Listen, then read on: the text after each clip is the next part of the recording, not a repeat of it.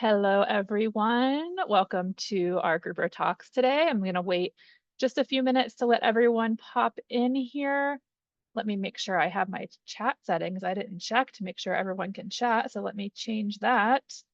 So let us know in the chat as you're coming on where you are joining from. Let us know where you're joining from. I am in New Mexico. It's a lovely cloudy day here. I'm really excited about it. It's a rare cloudy day. So as you come in, let us know where you're joining from. Maybe let us know if you've read Julia's book. No worries if you haven't. You're still going to get a ton out of this talk, and maybe you'll be inspired to read it afterwards. Brooklyn, New York. Okay, Julia's in Brooklyn. Nice. Boston. Just ordered the book. Awesome, George. I listened to the audio version of the book, and Julia, I have to tell you, the person who read the book did an amazing job. I don't know if you actually know her or not, but Yeah. she was great. Thank you so much. No, I don't know her. She's an amazing voice actress, and people thought it was me, and they said, "Oh, your voice is so soothing." And then they hear me talk and they're like, "Oh, not you." But she was great. She was really great. She really did present like it could have been you though, which was nice, because it really felt like she was telling a story that she really resonated with. So that was a great thing. Oh, All thank right, guys, now that we have some people on here, we're going to go ahead and get started. So we're here to talk about Julia's book, The Connection Cure.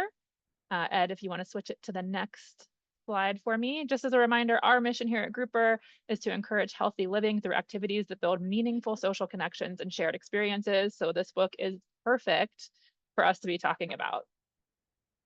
A little housekeeping before we start. This recording will be posted in our brand new online community. So if you guys haven't joined the new community yet, I will be sure to make sure you get the link. I'll put it in the chat.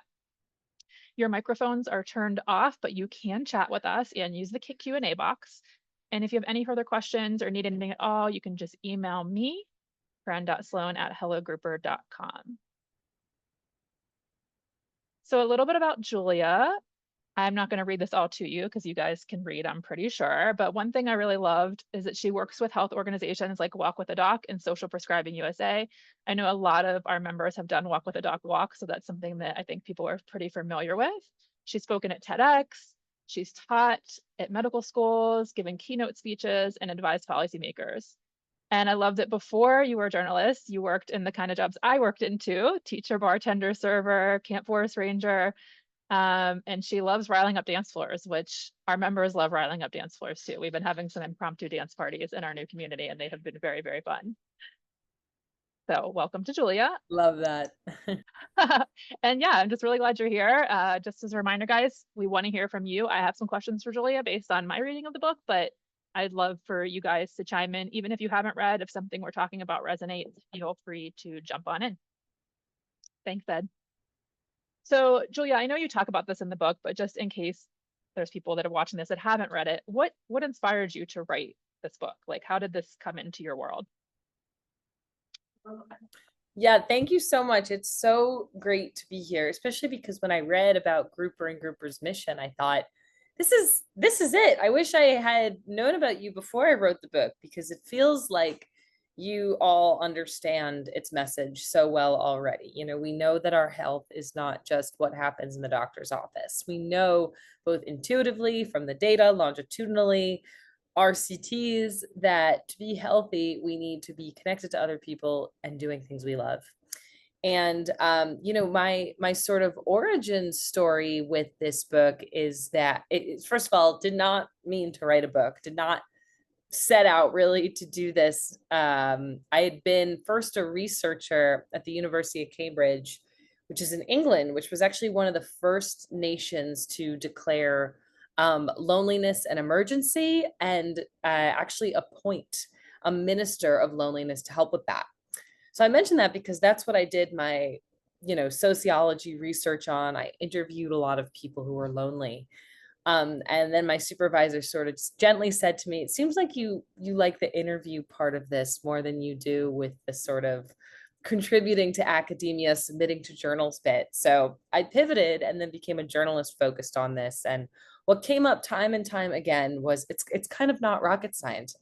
Someone actually said this to me verbatim in my interviews, which I did in a sort of focus group setting over a shared meal. The ploy was kind of, oh, we're all going to cook together, but really we're going to sit down and talk about loneliness because all these people were lonely. And the guy says to me, we all know why we're here. We want to make friends and we don't know where or how to do that anymore. I'd also sort of had this picture of loneliness as being something that affects primarily older adults, primarily affected people who couldn't or didn't want to leave the house. But I mean, the people who showed up that day, they were in their 20s, they were in their 30s, they were married. There was no unifying characteristic you could use to stereotype loneliness. So anyway, I'm rambling a little bit, but I wrote The Connection Cure because eventually I would come upon this solution called social prescribing, which that minister, or at least the public attention to loneliness in the UK, would end up lending a lot of support to. And it's this idea of actually having your healthcare professional, whether that's your doctor, your therapist, your nurse, your social worker, refer you to a community-based activity or resource. Probably sounds familiar to a lot of people here. And the idea is to really shift the conversation from what's the matter with a person to what matters to them. And at first I thought, okay, this is probably good for loneliness, but we know that loneliness is highly correlated with anxiety, with depression, with chronic pain. So my book sort of tells the story about how social prescriptions can help people with those conditions and really reconnect them to what matters to them through the five most common categories I would see, which is movement, nature, art, service, and belonging. Yeah, and I in the book you talk about at the beginning of the book and the book that question, like what does healthy feel like? And in the end, when you're kind of reflecting that you had never thought about that, I also felt that way. Like when you said the question, like what does healthy feel like to you? I'm doing my own self-reflection and I'm like, yeah, you think about healthy as like a something that someone else gives you. Like you get your blood work and now you're told like you're healthy or like you're not healthy and you don't think about that as a feeling. So that was I think a really interesting question or a way to look at our health as more than just something that's like told to us, but something that we have more of an intuitive sense about like what it feels like. I loved that. Thanks, Corinne. That's so kind. And that's definitely how I felt too. I guess the other answer for what inspired me to write this book is because I unknowingly could really use this stuff. I'm not somebody who I think fit my own stereotypical definition of what I thought loneliness was, but I certainly could stand to be healthier. I could stand to be more connected. And it was only through really understanding the science and hearing these stories that I realized this is not just something social prescribing is not just about treating sickness, it's about creating health in all of us. Yeah. And at the end of the book you reflect sort of like on how writing the book inspired you, which we'll get to, but I'm curious like how long did it take you to write the book? Like how long was the process? And a lot of our members are actually like kind of aspiring writers out there and like I think the process of like I'm gonna write a book to like here's the book, what did Yeah. that look like for you? Yeah, I'm always happy to talk shop about that because, I didn't really know anybody. I didn't really have insight into it. Somebody recommends I get this book called How to Write a Book Proposal, which was great. It literally walks all the steps you need. I'd had experience pitching articles about this, which is where you kind of make the case for why it needs to be written, the data you have, the interviews you get. And in some ways, pitching the book was like that, right? You're making a really long case for why it exists, why people are going to read it, why there's no book like it. And so for me, it started with actually an article I wrote for Wired magazine about social prescribing. And somebody emailed me and said, I think you should write a book about this. I work for a publisher. And so I said, okay, that sounds fun. It's kind of just like writing a long article. And it really was in many ways. It took me, I guess I got that email in the summer of 2021, so 5 years ago. And what's funny is, so I spent the next year or so working on the book proposal, kind of doing that early reporting. Eventually found an agent. The way I did that was literally by looking at the back of books and seeing like who are the agents that are thanked and the agencies that are thanked and kind of starting there. Ended up finding this a really amazing agent that turns out was connected to somebody else in my life. But anyway, that was a year. And then I got the book deal in November 2022. And then the funny thing was, they said, you have 3 years to write it. And I said, no, this is a hot topic. There's going to be another book about this in 3 years. I'll write it in one. And man, maybe looking back, I would not have done it that way. But I wrote it in a year, and then it came out in June 2024. So start to finish, the whole thing took me about 3 years. And yeah, it was great. That's awesome. Yeah, I mean, when you say 3 years, it sounds like such a long time, but I've never written a book, so I don't know how long the process is. But so you did a lot of research for this. I know in the book, you said you were living in England, and it was kind of like the perfect place because there was so much already going on there. And but what surprised you the most in your research? Like, what was something that you came across, whether in England or in another part of the world, that was like, oh, like the most shocking? Yeah, gosh, there were so many things that surprised me. There were parts of this book that I wrote literally with my jaw dropped, because I was so surprised that the data was so strong in suggesting that connections, doing things we love, being in nature, creating art, serving our neighbors, moving our bodies, it's not just nice to have. These are essentials in so many ways. And there's virtually no data suggesting they're bad for you, which is something we can't say about a lot of other medical interventions, right? At best, the side effects, the effectiveness is mixed. This seems to be, no matter what country you're in, no matter what kind of research, whether it's longitudinal or RCT, these 5 kinds of interventions seem to be really, really effective. I guess the surprising thing that always stands out to me is kind of a big existential thing, which is that I had always, and I sort of unpacked this in part 3, like I had always understood sickness and health to be black and white. You're somebody who has chronic pain. You're somebody who has ADHD. You're somebody who has depression. You're somebody who has anxiety. And I want to be careful with what I'm about to say, because I think that these things are all very, very real. The symptoms are so debilitating. And, like, of course, we should treat them the same way that we would treat any kind of medical issue, like strep throat, for example. But what I was surprised to learn from people who have both lived experience and have spent their whole careers researching this is that you rarely have these things 100% of the time. And just as there are some environments that make your symptoms worse, there are some that could make it better. One of my favorite and surprising people who I quote on this is the pain psychologist, Dr. Rachel Zoffness. She spent her whole career studying chronic pain. And she says it's always biopsychosocial. It's very, very real. But at the same time, you're never going to find pain that is 100% biomedically caused or 100% socially caused. So her work is around trying to get people to understand, when is your pain the least painful? And we could think about a lot of ailments like this too. And so for me personally, I'm somebody who struggles with migraines. I go into that a little bit in the book. And, of course, I go to every specialist doctor here in New York City. I want the solution. I want you to show me on a scan what's wrong with me, and I want you to give me the thing that's going to make it go away. But it was only when I really studied the research and that clicked in my head that I realized, there are some environments where my migraines are less painful. What can I do to bring myself closer to those environments? So that was the most surprising light bulb moment, both what the research shows and how I could apply it to my own life.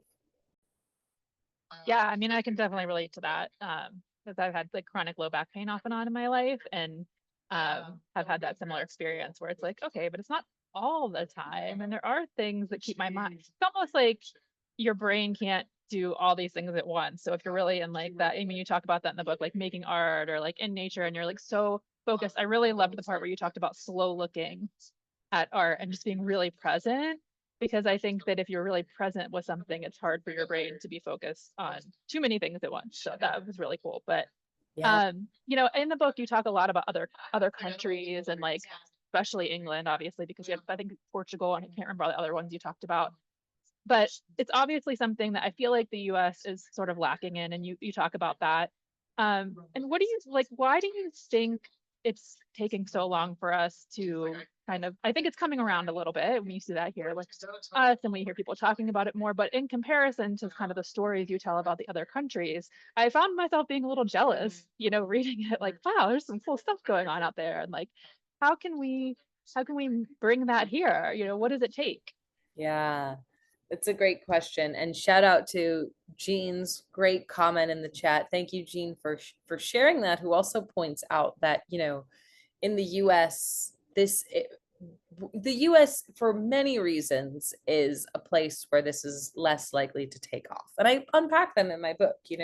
We have a uniquely private healthcare system. We have unique inequalities within that system. We have a unique culture of a sort of pill for every ill. And it's not just pills, it's kind of any discomfort. And I admit to my own, you know, shortcomings with this. Like when I was traveling around the world, it's like, where's the cold brew? Where's the strong coffee I need to wake up? And then at nighttime, where's the Advil PM I need to fall asleep? I mean, it's just so in our culture, this idea that even if it's not necessarily a pill, but that we need a substance to help us through discomfort. That said, I unpack sort of the history of that in the book. And what is it really as doomed as we think in the United States? And the answer I found is no. And that's a couple of reasons. First of all, I think, it's really hard to blame any one thing. I do think that even in places like the UK or Portugal, where healthcare is nationalized and it's smaller, and to some extent you see less inequality, they still do have some of the same problems of rising rates of chronic lifestyle psychological suffering.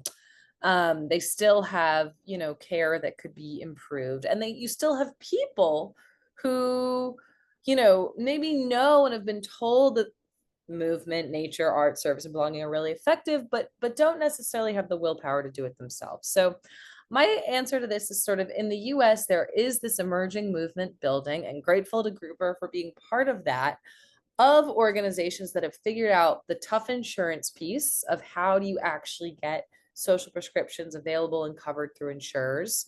And most of all, and I think this is where, I mean, the people I've talked to have just been so bought in. You have health professionals who really, really want this.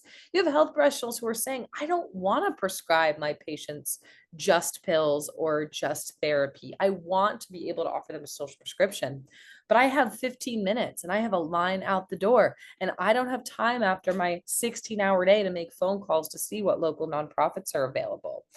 So that's where in the book really gets into this. You have these emerging models, really starting local, really borrowing from the successes of other countries, to see what can make this work. But I don't think it's doomed here. I think that, yes, we have our unique challenges being in the US, but we also have people who are really uniquely determined to make this a reality. Yeah, I totally agree. And I think that, the more we talk about it and the more we kind of bring it to the forefront, and people, obviously we're going to talk about this more. I have some questions around this, but obviously people can kind of take it into their own hands too, right? So there is stuff that we can do, whether our doctors are on board or not, which is empowering in a way. You met a lot of people in your book. Like, in fact, you talk about certain people's stories, sort of, which was really nice. It's like you're taking us through this journey with this person. I'm sure that you met people that you couldn't put everyone in the book that you met, I'm guessing. So I'm wondering if there's any stories or people that you met that didn't make the book that still kind of stick out in your mind or that you think about. Yeah, I'll tell one really quick anecdote. Because what I'm getting from the comments here is that people are talking about aging and isolation. And, that was definitely a huge part of my social prescribing research. I actually tried to include more examples of younger and able-bodied and quote unquote connected people, because I do think there's this stereotype that social prescriptions are only good for them. But one story I think about that has stuck with me to this day is about this woman, we'll call her Martha, who was in a wheelchair. And she was in a nursing home, and for all her providers knew, Martha was bound to that wheelchair. She didn't really say much. She, was in a wheelchair, so she presumably had limited mobility. But one day the hospital just, or the nursing home says, we're going to have this concert. We're going to have this concert and, we're going to wheel you down, Martha. We're going to bring, your nursing home mates as well. So the nurses and the providers are standing back in the room, and there's this great performance from this live musician. And what do they see? Martha stands up and gets out of her chair and starts clapping and dancing and singing along. And instead of, it was just such a light bulb moment for these providers, wondering like, why did we never think to not wonder about, just what's keeping Martha in the chair, but what could get Martha out of it? And so I heard so many stories like that of health professionals who, not out of any sort of negligence or malperformance on their part, just had no idea what their patients were capable of until they were put in an environment that reconnected them to what mattered to them. So I think about that Martha story a lot. There was a lot of research I did on music for dementia in particular. That's a place where we really see people who, have dementia and in many facets of their life have lost functionality, but have still retained this appreciation and memory for music. It's really incredible. I mean, I feel like we can all sort of relate to that. Like, I don't know about you, but like, I can remember lyrics to songs from when I was like 11 more than I can remember like yesterday's dinner sometimes. Like, somehow these like Totally. memories from my childhood of like songs that I loved or that my parents would play are like so burned into my brain where like you could literally be like, "What'd you have for dinner yesterday?" And I might have to be like, what did I have?" But if you put on a song from like 93, I know every word and it's weird. So I think that Absolutely. we've all had that experience where we can kind of feel like, yeah, music really brings us back to like a time or a place. Yeah, a lot of our here at Grouper, we mostly have a 65 plus community for the most part. So it is older adults. And I think you're right that we kind of think of loneliness or things like that as being something that affects only older adults. But I'm in my 40s and I moved to New Mexico a year ago and I don't know anybody here. I'll be honest with you. Like I reading your book was a little inspiring for me because I was like, I'm isolated, like I don't I I live with my partner, but I have not made any friends in the past year. And it is a lot harder as an adult. I don't have children. There's not something that's like easy for me to just kind of jump into. And it's a little intimidating to even if I see a group or something, I have to take that step to go. And that can be, and I'm an outgoing person, but it's still a little intimidating.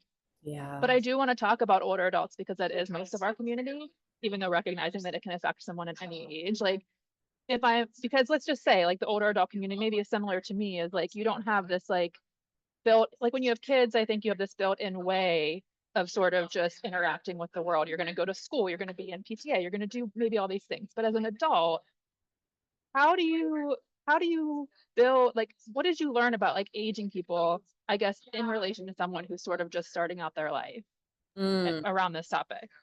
Yeah, absolutely. Well, first of all, thank you so much for sharing that. I think you're so not alone. And that was another reason why I wanted to write this book. It's like we all kind of want the same things, but we sort of lack the culture and language to act on it. And so what if we made social prescriptions as culturally accessible as like breath work and, meditation and some of the other things that have kind of like become culturally cool.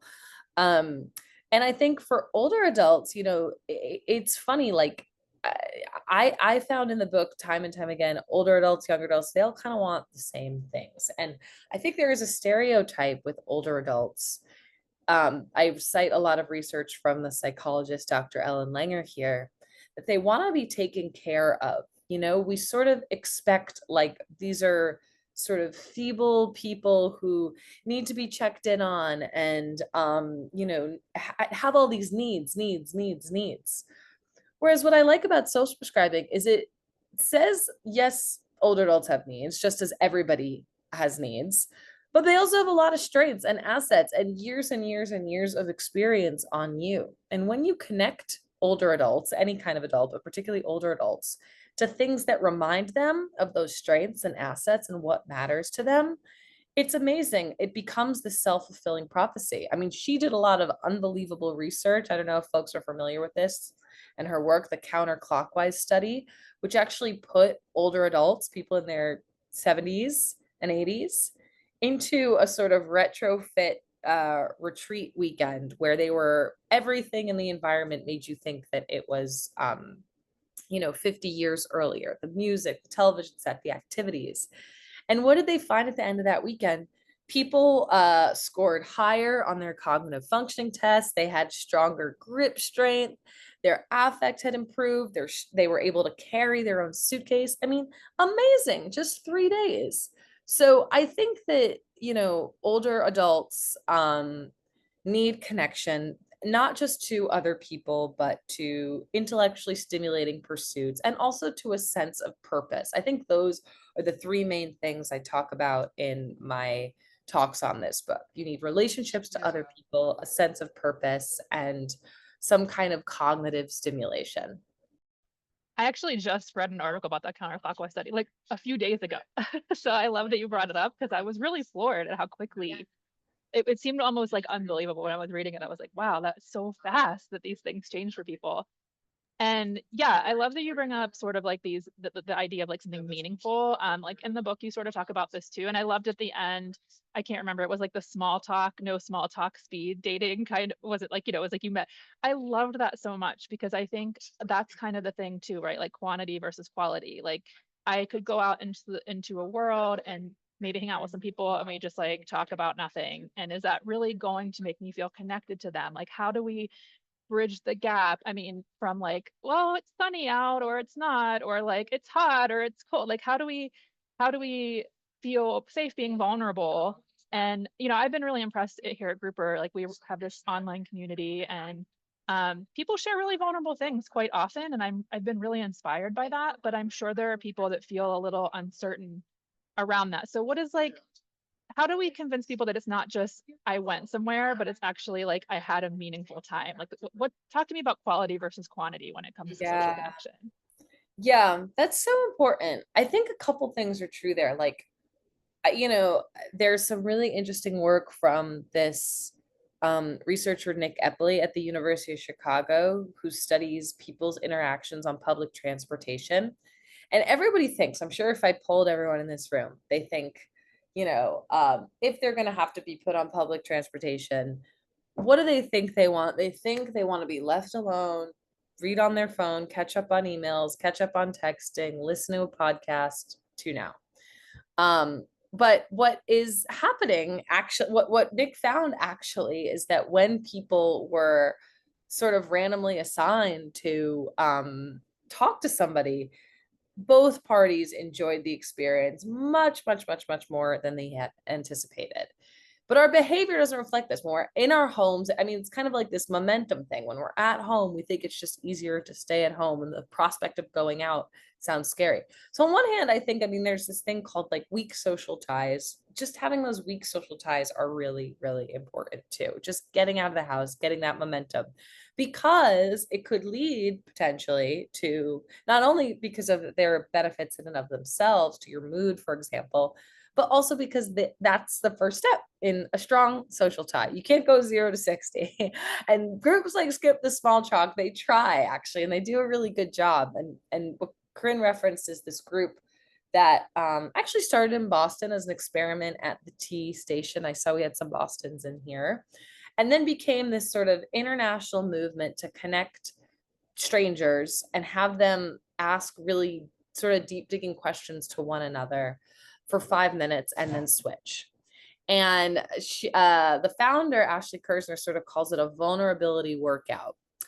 And what that does, because of what the science of connection tells us, is it gives people a chance to show who they are and receive someone in return, right? So the late great loneliness researcher John Cacioppo did a lot of research on this quality quantity thing. And he said that, first at your baseline, like it's important to have a feeling you have things in common. But in that sort of getting to know, okay, oh, we both like the same sports teams, we both like the same 90s music. Eventually you'll get to that deeper stuff about how you grew up, how you view the world. And what Don Cacioppo calls this is companionship. And what a companion is he defined as a confidant that affirms who you are. So somebody who you can rely on, somebody who, you can call them at 3 a.m. in a crisis and they'd be there, but also somebody that in your interactions with them, you feel like you're getting to know yourself better. And I call that in my book, that's sort of like a quality social connection. That's sort of like a broccoli level social connection as opposed to a Doritos level social connection. Both are food, but one is going to leave you feeling satiated much longer than the other kind.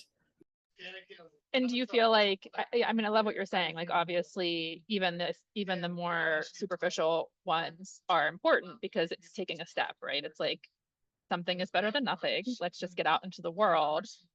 And then not every person that I meet is going to become this deep, meaningful relationship, right? So it's just finding the people, kind of sorting with my superficial level conversations to find the people who I can have these deeper relationships with. Like, how many like quality relationships do you think someone should have? I mean, I'm asking you a question that's like totally, you can make up a number, but like in your experience, like, is it, because I think a lot of people now, and maybe this is leading into another question, something that happens a lot in our demographic is that maybe you have a partner, maybe you've been married for 50 years and this person dies. And that was the person that was your companion, Yeah. and now you have to just kind of start over. And so like, how important is it to have maybe a few of those in your life, right? Like, if it's just one person and something happens to that person, I'm lost. Yeah, that's really true. I think that's definitely the risk of sort of like putting all your eggs in one basket. And you have researchers like Dr. Robert Putnam, who wrote Bowling Alone, who talks about that, and how that shifted over time. And, it's great that people are spending more time, for example, with their romantic partners or their kids, which is true, by the way, by and large. But what we're seeing also is a decline in time spent with other people. And I think for all the reasons you mentioned, your partner could pass away, something could happen, your kids could move away.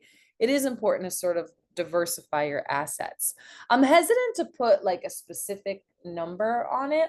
I'm sure there's some research on this, but I think it really depends. I think sometimes I also get asked, does it differ for introverts and extroverts? Like, I think introverts are really happy with just one or two really close people. Extroverts might want to spread that a little bit thinner. But the importance is, I think, for all the reasons you mentioned, that it's not somebody that's necessarily in your family. It's somebody that you're getting those sort of family-like benefits, but is a kin connection.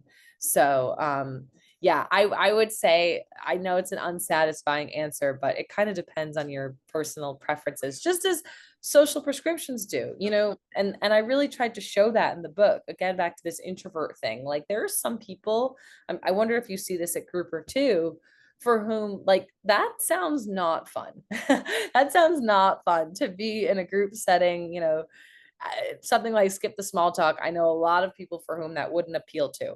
But I think what would appeal to somebody who's maybe more introverted, is, a focused activity around painting, for example, or fishing, as I talk about in my book. Like, activities you can do side to side that don't require the constant call and response, but that are still in the presence of other people, are still a form of play, and could then eventually lead to those, deeper social interactions. Yeah, absolutely, right? Because I think, getting past that step of social anxiety, or I have to go do something new or whatever, I mean, I want it to be something I'm going to enjoy. That's going to help me actually take the step. If it sounds terrifying, that's going to be maybe harder to take the step. We have a question from the audience, from George. He says, I think people become isolated because they develop conditions and can't do what they used to. How do you believe we can re-engage when we now have to find new friends and social situations? Yeah, thank you for asking that, George. That's a great question. It's one I hear a lot. When I talk about social prescribing, I often make the mistake of just talking about in-person groups that require, full mobility. And it's true that for the reality of people who are struggling with social isolation in particular, probably one reason why is that they can't leave their house for whatever reason. Or sometimes, for a lot of people, it's that they have caregiving responsibilities that sort of relegate them to the home. So, what about all those people who could really use this connection, but maybe don't have the same liberties as others? So, fortunately, there are a lot of people talking and thinking about this. And I talk in the book about this one program that is a fully virtual social prescribing program. It's called Compassionate Contact Core.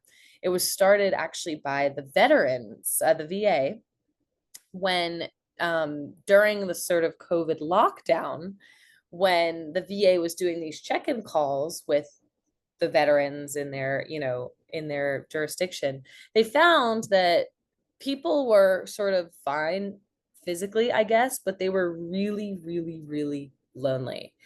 And for a lot of these veterans, the in-person meetups that the Veteran Association would help organize transportation to, that was a big source of social connection for them. And now they didn't have that.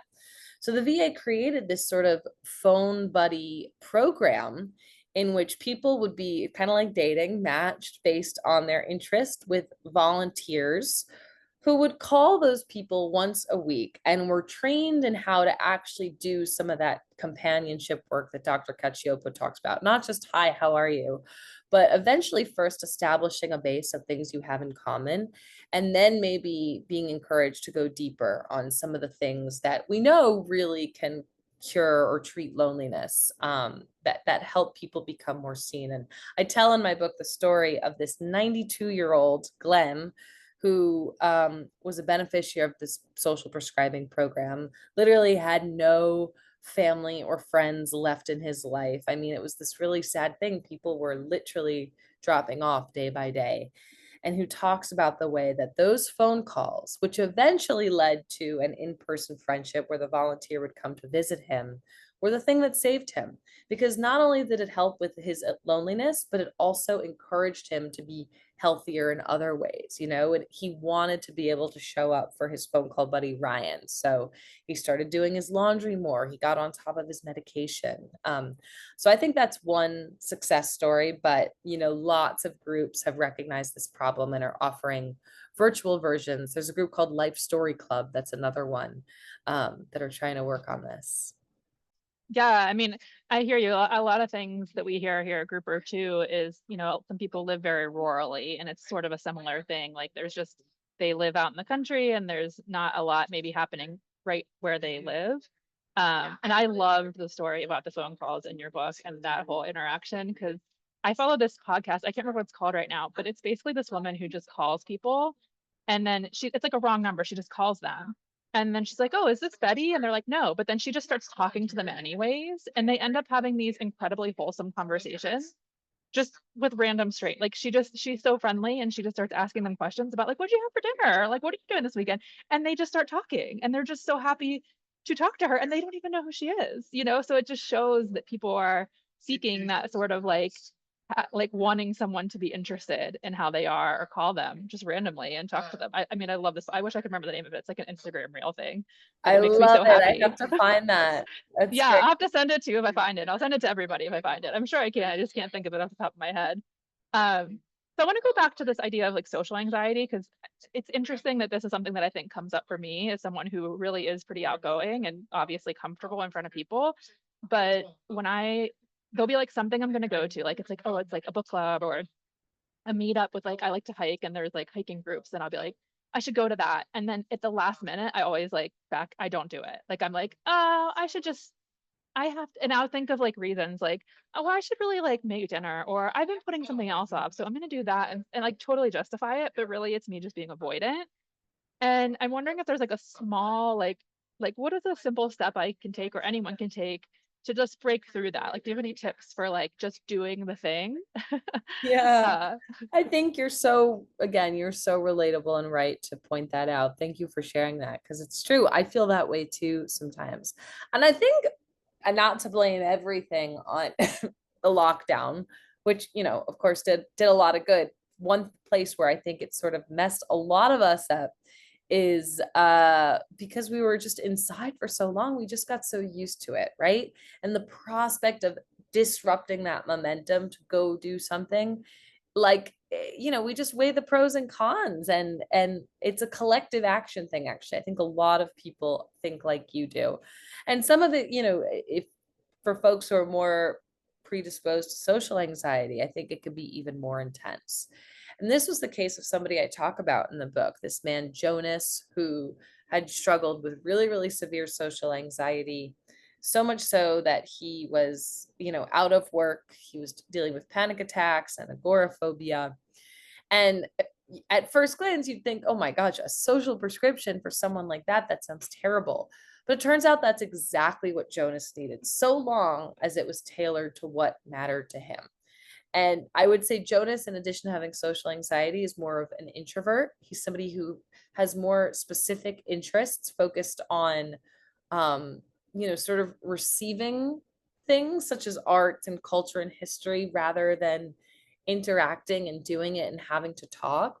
So he was prescribed these culture vitamins in his hometown in Denmark, where he was taken to a museum, where he was taken to these Harry Potter nights at the local symphony hall, where he was taken to the library where they would do these sort of book club like read alouds and give people an optional opportunity to weigh in. And for Jonas, that he will say is the thing that helped him, because his anxiety became a self-fulfilling prophecy. But when he was given the right motivation to get out of the house, not to treat his anxiety, but to do something that mattered to him, that totally flipped the script for him. And so I would say for you and others like you, anyone listening who can relate to that, like, as hard as it is, don't try to put the anxiety to the back of your mind and think instead about what is really going to excite you. What is something that's going to excite you and motivate you so much that you'll forget about your anxiety? And the first time you do it will be the hardest. The first time you break that pattern will be the hardest.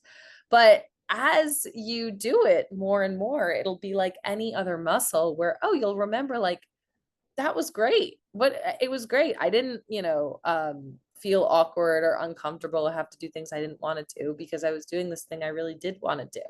So I know that it might be hard to give that advice in a place where social prescribing doesn't exist as strongly yet. But that's why I talk in the third part of my book about specific questions you could ask yourself to get to your sort of ideal social prescription that you can use free or donation based programming in the meantime. So happy to talk through some of those. Yeah, I mean, I think that's a good point. I think sometimes maybe I try to go too big, you know? Like it's like instead I should just go to, I like what you just said about like he went to things where he didn't really have to maybe talk or interact as much, because I tend to like be like, oh, there's a meetup and they're gonna go just like sit and have like appetizers. And it's like that's a lot of pressure then. I'm gonna be in a situation where I'm probably gonna be expected to talk. So maybe I need to just like tone it back a little, my expectations of myself Yeah. a little bit. Because Yeah. I do think that maybe just getting out there and doing something where it's like you could remain silent if you chose to, and at least the first time would probably be nice. I don't know if you've ever heard of Silent Book Club. I love Silent Book Club Love it. because I think it's totally that. Like you go, you're not really expected to say anything. You just get to read, and then if you want to contribute, you can. Um, but I will admit that I signed up for a Silent Book Club event this weekend and then didn't go. So I even avoided that. But I do think that is a low kind of entry sort of thing. And And that's I love what you okay. shared there. It Yeah. just, you know what? If you make the expectation that you're gonna go and then sometimes you just don't, that's okay too. That happens to everyone. And yeah, I love Silent Book Club for that reason. And I think for a lot of times, people, that could be a great on ramp to doing other things that maybe are a little bit more vulnerable and connection building down the line. But Silent Book Club or bird watching is one that I love, that I talk about. Slow looking at art, we talked about that earlier. Things that are sort of, don't leave you in your home and scrolling on your phone, but encourage you to take advantage of your community and the art, service, nature, movement offerings they already have. I think that's a great place to start. Yeah, so I have two more questions really. One would be like, if I'm someone who wants to find things near me, like I'm gonna go on the internet and I'm gonna Google what? I mean, I know that sounds, but like, what are some maybe like nationwide resources that you know of that are good places to start, or like things that people could search for? Like, if I'm interested but I don't know where to start, like where do I start in finding something near me to go to? I see you just put a link in the chat. Yeah, So awesome. that's right. I just put a link in the chat because this is what we're trying to build. And with your help, with the crowdsourced help, it's also a little bit outdated. It desperately needs an update on the sort of social prescribing for you and me section, which talks about exactly that. National, sometimes international programs with both in-person and virtual offerings that are in these 5 categories: movement, nature, art, service, belonging. It also has questions you could ask yourself to help you try to figure out, okay, what does matter to me? Where should I begin? Or if you want to go another route, what have I been struggling with? So, for example, when I really struggle with my attention, which is often, feeling distracted, feeling burnt out, feeling unable to focus, I know based on the science in my book and that I sort of reference on this website that nature is the most effective antidote for that. Nature has this unique power to restore our attention. So what I'll do literally is I'll go to my little social prescribing for you and me nature section and look at all the offerings I have near me. And so a lot of times, for folks, there's great offerings from their parks department. Sometimes their library has partnerships with nonprofits and gardening collectives that do these sorts of things too. Libraries, by the way, again, are an incredible resource and hub for this, not just for the things that they offer, but they also could be, I think, sort of knowledge hubs for what else is happening in the community. But in addition to that, I talk about groups like Skip the Small Talk that are nationwide and also have virtual offerings, um, as well as others that are based in these 5 categories. And the other question I have is, we also get members sometimes who will reach out to me and say, like, I want to start a group where I live. Like, Mm. these people are outgoing, they are go-getters, they want to build community where they live. And how can they start to do that? Maybe it is at the library, maybe it's letting someone at the library know that they want to, I don't know, like, do you have any suggestions for someone who is like, hey, I want to build something and I don't know how Yeah, to start? I love that. First of all, thank you. We need you. We need more people like that. I think that that's a great place to start because, okay, first the question is, well, what is the thing? And I would recommend partnering with at least one other person to help, because hopefully if it's successful, you'll find that it can be hard to keep up with everything, communicating, recruiting people for the group. A big one is finding space, right? That's something I often hear a lot. And between libraries and parks, an increasing sort of market for these social connection hubs, there are options to find space. But then you have to think about costs, right? Are you going to charge, for example, let's say you want to start a weekly puzzles group. Maybe it's a $10 donation based system that helps the organizers offset the costs of renting a space or having a website, whatever it might be. So that's a great idea. I should have more guidelines on my website for how people do this and success stories of people who've done it. Because, I think that's a really great impulse. And I also think that sometimes joining with existing groups can be great for this. My last question, I know I said two, but I actually have three. In your book, you talk about how it really changed your life, and the last little part of your book is sort of all these things that you started doing because you had written the book and kind of learned. And now it's been like a couple years. Are you still doing those things? Like, have you kept up with your own social prescribing, and kind of like, how does that look? Like, I'm sure right after the book writing, it was like really inspiring, right? So like, how do we keep momentum, I guess? Because I read your book and I'm inspired and I'm like, okay, I'm going to do it. But like, I know that's going to fade. So how do I keep myself inspired? Or how did you keep yourself inspired? Yeah. Yeah. Thanks for sharing that and asking that, because like, I don't know. Like I said, I wrote this book because I really believe in it. And because I'm the person who needs it the most. Like, I am the first person who can talk about and know all the benefits of these things, but still get stuck in these same patterns of rumination and inattention and, staying in when I know that I should be going out and just doing things that don't serve my health. So every time I talk to people like you and I hear these lovely comments in the chat, like I'm reminded that we're onto something here. All of us, you at Grouper, with the Connection Cure, we're onto this thing that culturally we are not doing well, and we can all stand to feel better. And that helps me reflect on, okay, let's, like, to your own point about sometimes when things feel too big. Like I've tried and failed so many times to be like, I'm going to read for an hour every day, or I'm going to volunteer once a week. I think I have these really lofty goals for myself, and I'll like stick to them for a little bit and then they won't end up happening. So what's helped me is having an accountability buddy, like this bird watching group. I've met some really incredible people through that, and I get that text every Saturday morning, and I know when I don't go, I have to have a damn good excuse. The other is, just again, trying to keep up the momentum and trying to be realistic.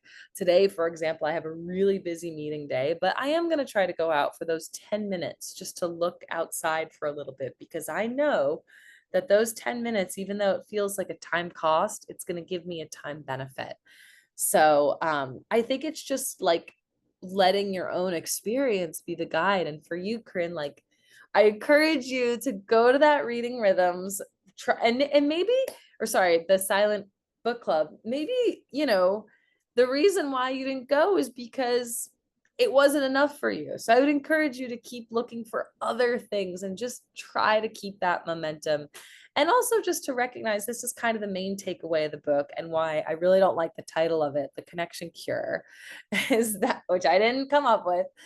It's that we're never going to be cured. Our health and our lives, they're always going to go like this. And all we can do is try to feel as healthy as we can and remember what health feels like and move closer to those things.